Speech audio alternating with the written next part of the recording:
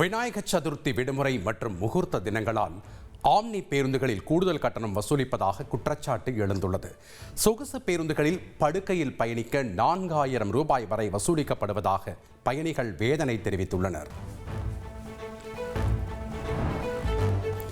ஆவணி மாத சுபமுகூர்த்த தினங்களில் சார் பதிவாளர் அலுவலகங்களில் ஆவண பதிவுக்காக கூடுதல் முன்பதிவு வில்லைகள் ஒதுக்கீடு செய்யப்பட்டுள்ளன. பொதுமக்களின் கோரிக்கையை ஏற்று இந்த நடவடிக்கை மேற்கொள்ளப்பட்டிருப்பதாக தெரிவிக்கப்பட்டுள்ளது. தமிழகத்தில் பள்ளி மாணவர்களுக்கான காலாண்டு தேர்வு அட்டவணை வெளியிடப்பட்டுள்ளது.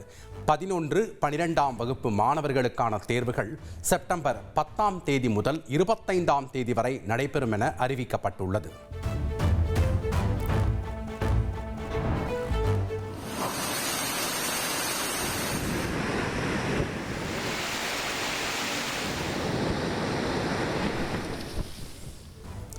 வங்கக்கடலில் புதிய காற்றழுத்த தாழ்வு பகுதி உருவாகியுள்ளது. அடுத்த 2 நாட்களில் இது மேலும் வலுவடையக்கூடும் எனவும் வானிலை மையம் தெரிவித்துள்ளது.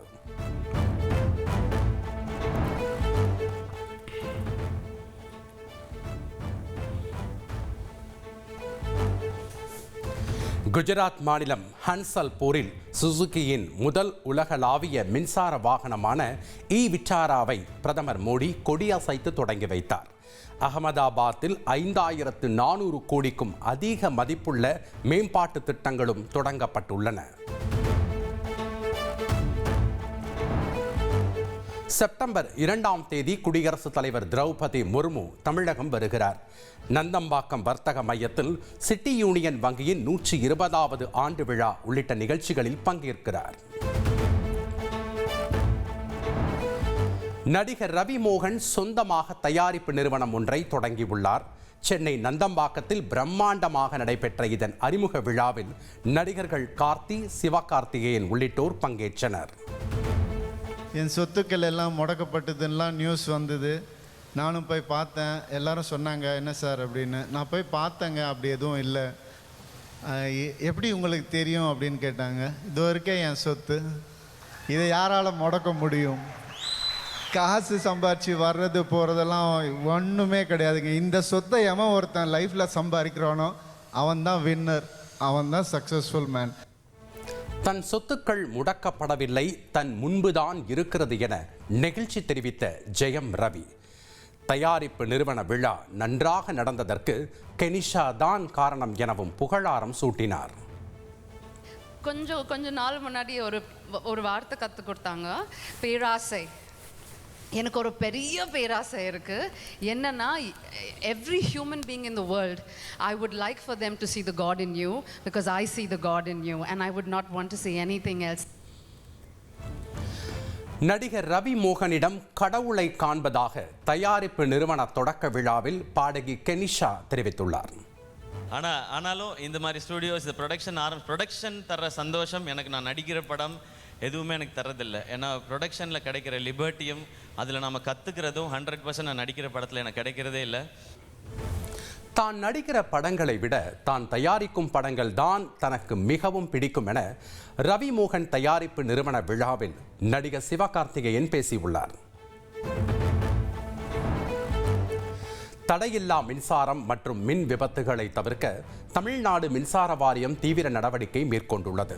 மின்சாரத்துறை சார்ந்த குறைபாடுகளை சுட்டிக்காட்ட தொடர்பு எண் அறிவிக்கப்பட்டுள்ளது. ஐடி ஊழியர் கவின் கொலை செய்யப்பட்ட வழக்கில் கைது செய்யப்பட்ட சுர்ஜித்துக்கு செப்டம்பர் 9ஆம் தேதி வரை நீதிமன்ற காவல் நீட்டிக்கப்பட்டுள்ளது. சுர்ஜித்தின் தந்தை சரவணன் மற்றும் ஜெயபாலன் ஆகியோருக்கும் காவல் நீட்டித்து நீதிமன்றம் உத்தரவிட்டுள்ளது. பொள்ளாச்சி பாலியல் வழக்கில் முன்னாள் துணை சபாநாயகர் ஜெயராமனை தொடர்புபடுத்தி பேச யூடியூப் சேனல்களுக்கு இடைக்கால தடை விதிக்கப்பட்டுள்ளது. அவதூறு கருத்துக்கள் பரப்பப்படுவதாக பொள்ளாச்சி ஜெயராமன் தொடர்ந்த வழக்கில் சென்னை உயர்நீதிமன்றம் உத்தரவிட்டுள்ளது.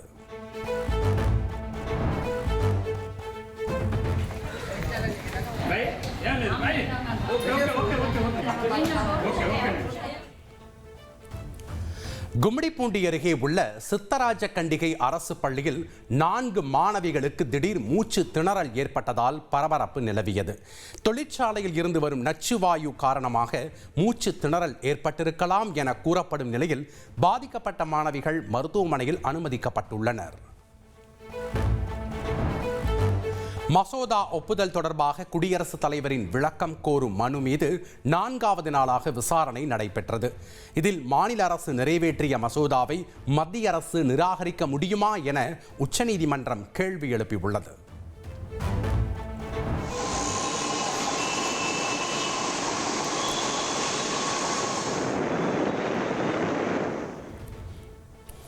பூந்தமல்லி போரூர் இடையிலான மெட்ரோ ரயில் வழித்தடங்களுக்கு பாதுகாப்பு சான்றிதழ்கள் பெறுவதற்கான சோதனைகள் நிறைவு பெற்றன.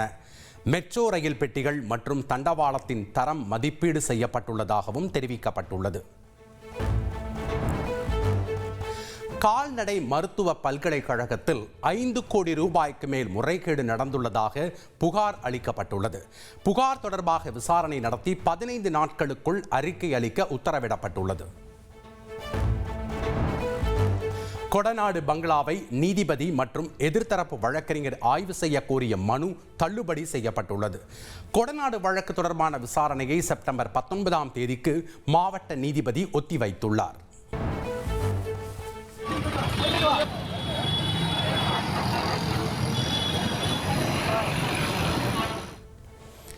சென்னை அடையாறு எல்பி சாலையில் உள்ள சிக்னல் அருகே திடீரென பள்ளம் ஏற்பட்டுள்ளது.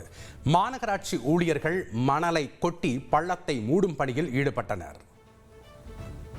இப்போ மழைநீர் வடிகால் வாய்களை தூய்மைப்படுத்துவது, இந்த நீர்நிலைகளில் சுத்தப்படுத்துவது, இந்த பணிகள்லாம் மிக சிறப்பாக நடைபெற்றுக் கொண்டிருக்கிறது. கடந்த ஒரு வாரத்திற்கு முன்னால் கூட மாண்புமிகு தமிழ்நாட்டின் துணை முதலமைச்சர் அவர்கள் இந்த வேளச்சேரி மற்றும் சோழிங்கநல்லூர் பகுதிகளில் ஒரு 6-7 இடங்களுக்கு நேரடியாக வந்து அந்த பணிகளை துரிதப்படுத்தி இருக்கிறார். மழைக்காலம் வடகிழக்கு பருவமழை தொடங்குவதற்கு முன்னாலேயே எல்லா மழைநீர் வடிகால் வாய்களும் தூர்வாரும் பணியும் ஆகாய தாமரைகள் அகற்றும் பணியும் முடிவுறவிருக்கிறது. சென்னையில் கால்வாய்கள் தூர்வாரும் பணி, நீர்நிலைகள் சுத்தப்படுத்தும் பணிகள் நடைபெற்று வருவதாக அமைச்சர் மா சுப்பிரமணியன் கூறியுள்ளார்.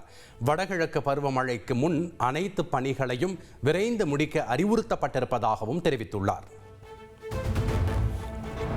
क्रमांक 221880 Chennai central Lokmanya Tilak terminal superfast. தெற்கு ரயில்வே அலுவலக பணிகளில் ஹிந்தி பயன்பாட்டை அதிகரிக்க அதிகாரிகளுக்கு உத்தரவிடப்பட்டுள்ளது. பொதுமக்கள் சேவைகளில் ஆங்கிலத்துடன் ஹிந்தியும் இடம்பெற வேண்டும் என அறிவுறுத்தப்பட்டுள்ளது. பீகார் மாநிலம் சுபாபுலில் மக்களவை எதிர்க்கட்சித் தலைவர் ராகுல் காந்தி தொண்டர்கள் சூழ வாக்காளர் அதிகார யாத்திரையில் ஈடுபட்டார். ஆர்ஜேடி தலைவர் தேஜஸ்வி யாதவ், தெலங்கானா முதல்வர் ரேவந்த் ரெட்டி உள்ளிட்டோரும் பங்கேற்றனர். வாக்கு திருட்டு குற்றச்சாட்டை பற்றி பிரதமர் மோடி இன்னும் விளக்கம் அளிக்கவில்லை என ராகுல் காந்தி விமர்சித்துள்ளார்.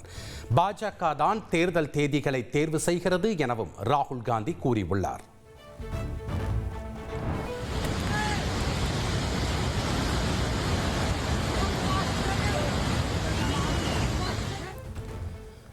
ஜம்முவின் கஹாரா பகுதியில் மேக வெடிப்பால் பெய்த கனமழையில் சிக்கி 4 பேர் உயிரிழந்தனர். சாலைகள் உள்ளிட்ட உட்கட்டமைப்புகளும் சேதமடைந்துள்ளன.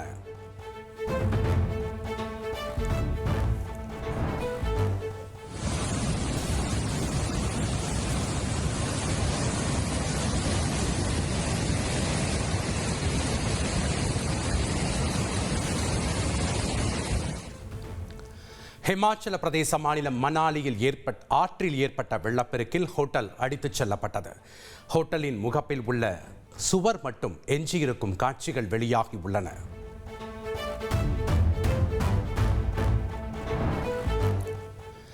அரசு நிதியை தனிப்பட்ட முறையில் பயன்படுத்தியதாக தொடரப்பட்ட வழக்கில் இலங்கை முன்னாள் அதிபர் ரணில் விக்ரமசிங்கவுக்கு ஜாமீன் வழங்கப்பட்டுள்ளது. உடல்நிலையை கருத்தில் கொண்டு ஜாமீன் வழங்கப்பட்டுள்ளதாக தெரிவிக்கப்பட்டுள்ளது.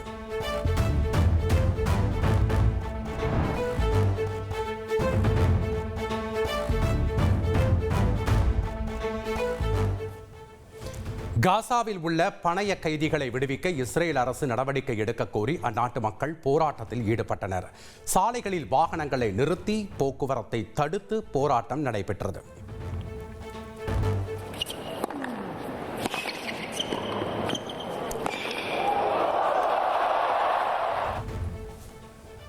அமெரிக்க ஓபன் கிராண்ட் ஸ்லாம் டென்னிஸ் தொடரின் 2ஆம் சுற்றுக்கு ஸ்பெயினைச் சேர்ந்த 2ஆம் நிலை வீரர் ஆல்கராஸ் முன்னேறினார். முதல் சுற்றில் அமெரிக்க வீரர் ஒபெல்காவை வீழ்த்தினார் ஆல்கராஸ். அமெரிக்க ஓபனில் முன்னாள் சாம்பியன் வீனஸ் வில்லியம்ஸ் முதல் சுற்றில் தோல்வியடைந்தார். செக் குடியரசு வீராங்கனை முச்சோவாவிடம் வீழ்ந்து வீனஸ் வில்லியம்ஸ் வெளியேறினார்.